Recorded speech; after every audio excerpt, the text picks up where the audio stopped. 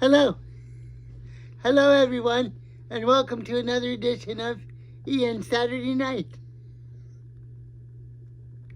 Today was a strange and peculiar day, and I would just like to have an extra edition to kind of vent and confront myself and talk to you about my day. It's not a laughing matter, but I'm laughing anyway. The day went by uneventfully, but as I was going home, the main thing was a group of people shouted harmful, disparaging marks against me in reference to my having a disability and how I look. They actually called me the guy from South Park, and they did it in an offensive way. They were clearly making fun of me, and it hurt me very. It's the only thing that gets under my skin is when they make fun of my appearance. I know that when I get going, I stutter, but I try to relax and keep it under control. But anyway, they went by on their pickup truck, a group of fraternity guys. They went by on their pickup truck, young people about 25, 30 years old, and they proceeded to make fun of me. Look, they said, "Look, there's Timmy. Look at Timmy. Look at Timmy." And I considered that very hurtful and very offensive to the disabled community and to me personally myself. So it hurt me very much, and I get this great feeling of anger inside me. I'm not an angry person, but I get very hurt and very angry. So I was in a very bad mood. I actually swore to myself. It puts me in a difficult position because I don't know exactly what to do or even how to express my anger. But I just went by as if, nothing happened. But of course, that somehow makes the situation worse. But what could I have done? They were clearly laughing at me and the way how I was in the wheelchair. So that bothers me very much. But that's the human condition. What can you do? I wonder, it's an existential thing because it happens to me at least once a month. And perhaps nobody can feel what it's like unless you're in my position. Or if somebody feels like or if somebody looks different from the able-bodied position, or if somebody has something outside the norm, like maybe a limp in their walk, or a cleft lip, or a stutter, or whatever the case may be. So the bottom line is, I was very hurt. I didn't know how to express my anger, but I went about my business. Because after all, what can I do? I actually texted my girlfriend, or my former girlfriend, or my girlfriend. We're kind of in limbo, if you ask me. But anyway, I texted her back, and I got no response. Of course, she's busy in New Orleans studying her internship. So I didn't expect her to text me back at all. I just wanted to vent my hurt feelings. And when I'm angry, sometimes I feel it's like the spirit of the ghost of my dad coming out, because my dad's ghost in some ways is a poltergeist, because my dad had a lot of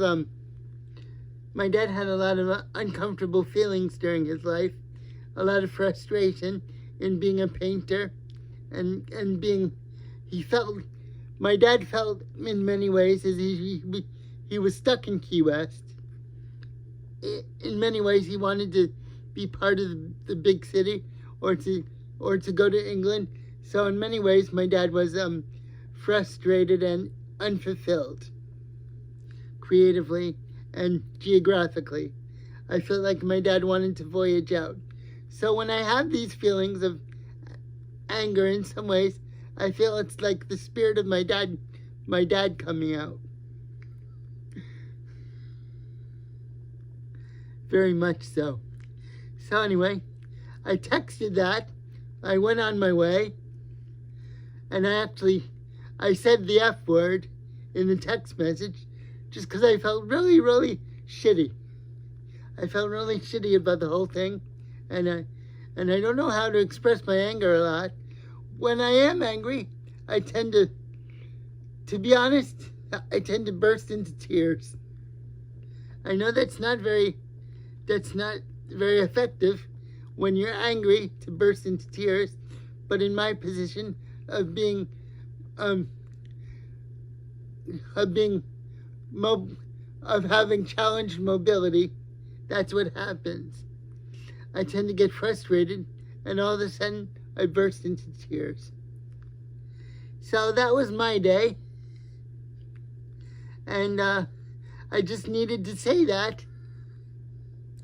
I don't know how many people watch this video series. It started as an experiment to just talk about myself as I used to do when I was a very young boy of 11 years old. I'd have these radio shows in my room, and in many ways I'm doing the same thing. And sometimes I recite my poetry, or just talk about my living. I talk about my romantic situation or lack thereof, and I just start talking. A lot of people they say, Ian, maybe you should do it this way, or maybe you should do it that way. It'd be better for you to do it this way, or have you considered that way? But to be honest with you, I appreciate those comments, but to be honest, I just like doing it head on, very immediate and spontaneous, and to just start talking, because I think that's what a lot of people do anyway, and it might as well be me.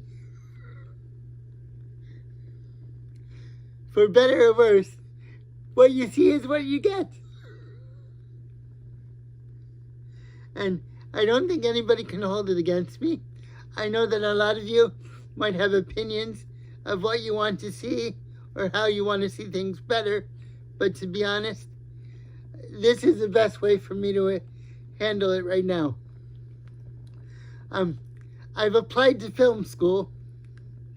It'll be happening after the holidays, I imagine, or maybe sooner, but I've applied to film school on the documentary film program of the University of Miami, and if God and the universe wants me there, they will put me there.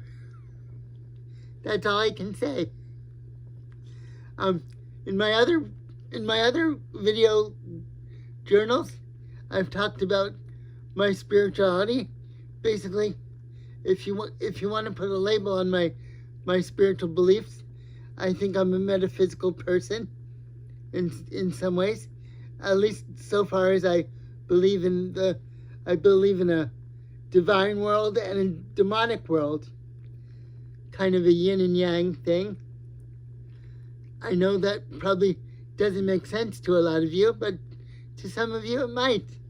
My point is that if you believe in something, you put a magnetic charge out there, and there are forces that correspond to that magnetic charge.